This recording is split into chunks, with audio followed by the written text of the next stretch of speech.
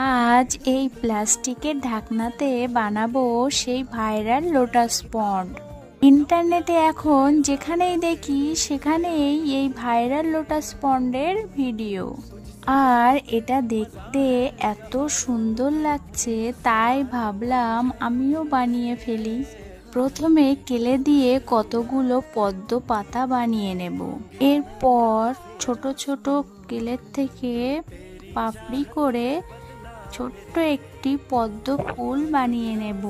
দেখো, এর সঙ্গে ছোট্ট দুটো নৌকাও বানিয়ে নিয়েছি। এই ভিডিওটা অনেক বড় হওয়ায় পুরোটা আপলোড করতে পারিনি। এই লোটাস পন্ড বা পদ্ম পুকুরের পরের পার্টটা নেক্সট ভিডিওতে আপলোড দেব। এইটুকু ভালো লাগলে লাইক করতে ভুলো না। দেখা হচ্ছে পরের পার্টে।